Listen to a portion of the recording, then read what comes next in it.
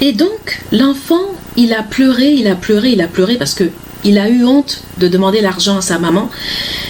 Et du coup, il a pleuré parce que sa mère s'est aperçue qu'il avait pris le carnet dans le magasin. Et donc, sa mère lui a dit, écoute mon fils, tu ne peux pas garder ce carnet. Tu es un vrai citoyen, tu dois ramener le carnet au magasin, c'est pas possible. Et en plus, moi, je ne suis pas au courant, mon fils, tu as pris le carnet, on a passé la caisse. Et donc, la maman dit à son fils de retourner le carnet au magasin.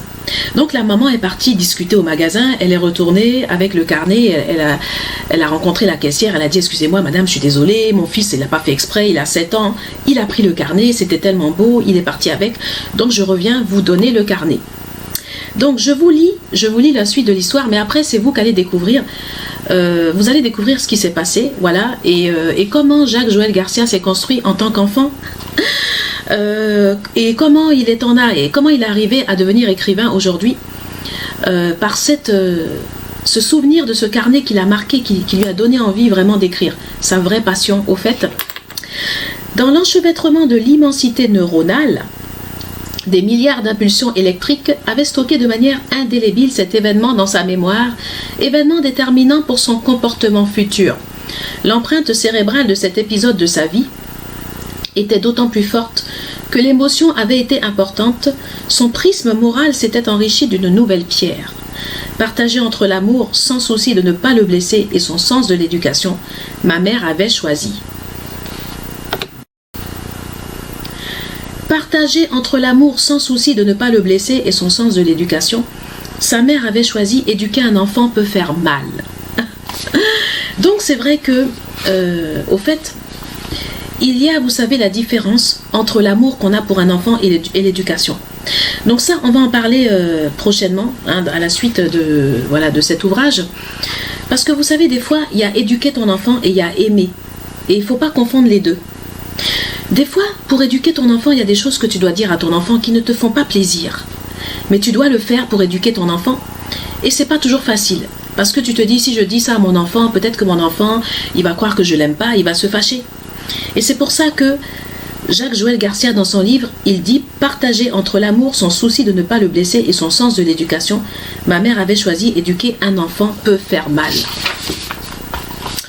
Elle était le premier phare de ma vie. Elle m'a insufflé le goût du combat. L'impatience constructive et la nécessité d'être fidèle aux valeurs de l'amour, du devoir, de la famille et du travail. Elle était le point de départ de ma vie et le refuge de ma désespérance. Elle était ma motivation dans la réussite. Loin d'être soumis, je cherchais souvent dans son regard son approbation sur le chemin de la vie. Témoignage de son amour et de sa reconnaissance, son sourire et sa caresse étaient des attentions régénératrices pour ses 11 enfants et ses 29 petits-enfants. Elle nous a appris de rire, elle nous a appris à rire de nous-mêmes, à cultiver l'humour et à faire bonne figure devant l'adversité. Elle s'appelait Christina, elle s'est éteinte dans la nuit du 1er janvier au 2 janvier 2011. Elle était ma mère, à ma mère Christina. Ah, c'est trop beau. Donc voilà comment Jacques Joël Garcia raconte comment sa mère l'a aidé à grandir, comment sa mère l'a assisté, comment il avait besoin de l'amour de sa mère, comment il avait besoin d'être validé par sa mère, comment ses actions avaient besoin d'être validées pour qu'il ait l'impression de se construire en tant que vrai citoyen et d'être fier de ses actions. Vous savez, dans la vie, on a toujours besoin d'être validé par quelqu'un, surtout quand on est jeune, même si ce n'est pas les parents, ça peut être quelqu'un de ton entourage, ça peut être un tuteur, une tutrice qui est fière de toi, qui valide tes actions, et à travers qui tu sens vraiment que tu avances et que tu vas devenir un vrai citoyen, fier de toi, des siens et de ton entourage.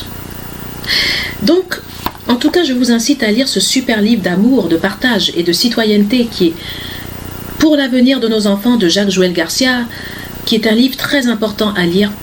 Si vraiment dans votre vie vous avez l'impression de vous être perdu, de ne pas vous retrouver, ce livre va vraiment vous aider et vous montrer à quel point vous êtes un vrai citoyen, une vraie citoyenne, un vrai héros, une vraie héroïne de la société.